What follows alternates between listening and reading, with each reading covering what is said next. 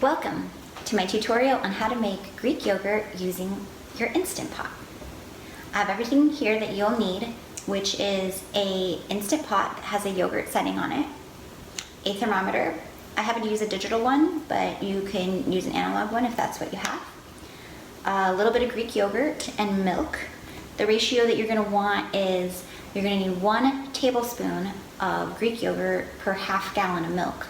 So if you're going to make an entire gallon of Greek yogurt, then you would need 2 tablespoons of Greek yogurt already prepared.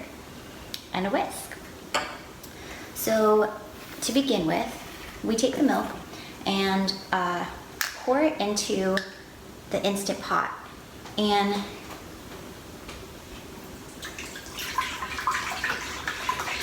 the only thing you want to keep in mind with your milk is that it needs to be pasteurized, but you don't want ultra pasteurized. I don't find ultra pasteurized very common in the stores, but I do keep my eye out just to make sure that I'm only getting pasteurized. So with the yogurt setting, you just press it, and at first it will come up with the 9 hours, but you just press it again to get it to say boil. You need to boil your milk for 30 minutes and get it up to 180 degrees. So at this point, you just put your lid on, like so, and let it go for the next 30 minutes. I found that a lot of times it doesn't get all the way up to 180 degrees in the 30 minutes. So I temp it when I take the lid off, and it's usually really close, like 175, and I just put it on saute for less than 5 minutes. We can time it out today and see about how long that takes. But you might have better luck with getting it up to 180 in those 30 minutes. So the important thing is to get it up to temp. So we're gonna take a break, and then I'll come back and you will see the next steps. All right, so it's been 30 minutes, and we're gonna go ahead and temp and see where the milk is, if it's close to the 180 degrees that we need. At this point, you can whisk it a little bit if you want, just to evenly distribute the temperature.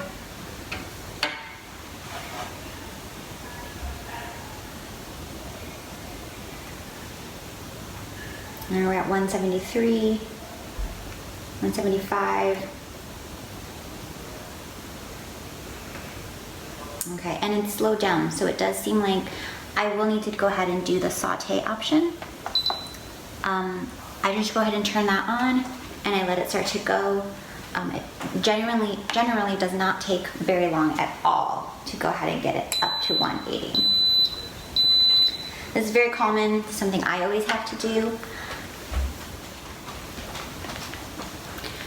All right, so we've given it a little under 3 minutes, and we're gonna go ahead and temp it again and see if it gets up to the 180. And it does look like it is at 180 now. So at this point, you can grab some hot gloves and take the insert of your Instant Pot out of your Instant Pot and put it in an ice bath.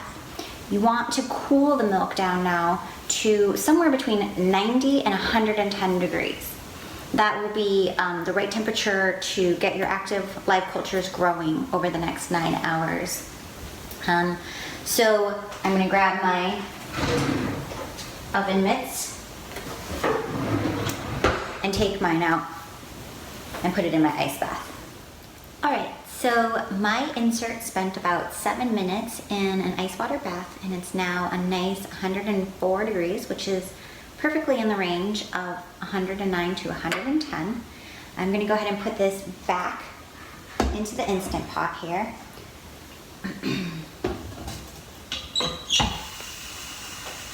And press the yogurt setting.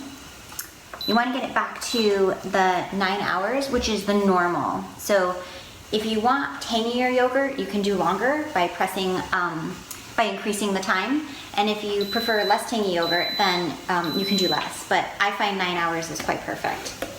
And then just as a reminder, we do need 1 tablespoon of already prepared yogurt.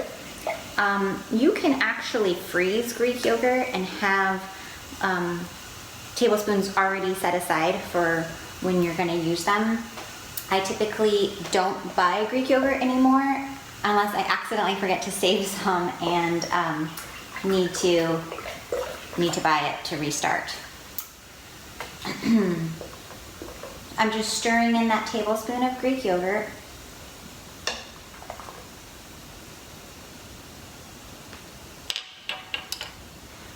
And then grabbing my lid and putting it up.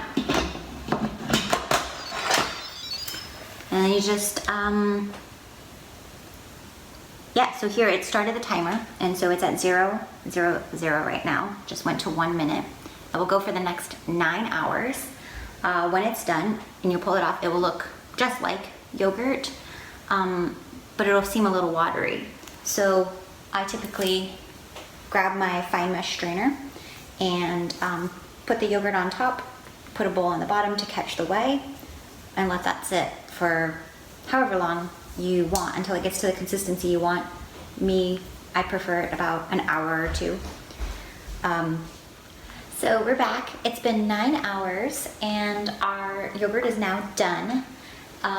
There's no pressure, so you don't need to do anything special to release the top from your Instant Pot.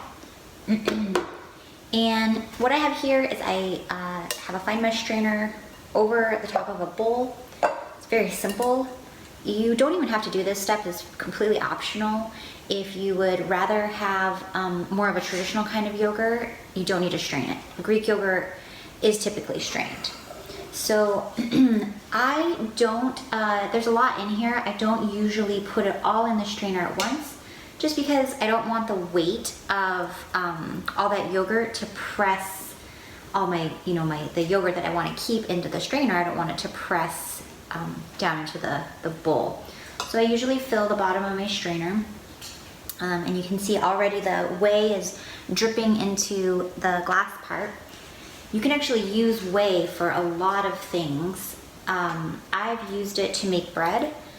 I've used it to make brown rice.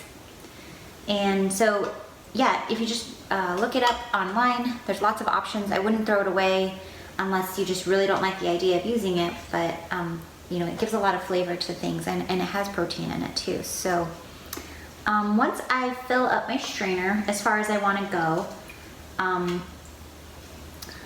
going to go ahead and put the strainer with the bowl in the fridge, as well as the insert for the Instant Pot. So they're both going to be in the fridge. So that's one thing you kind of want to do ahead of time, is clear a little space. And then you'll just wait an hour or 2. It's really to your own desired consistency, and you can have fresh Greek yogurt, and it's excellent with granola and some blueberries. So enjoy. I hope you found this easy and fun, and you learned a lot.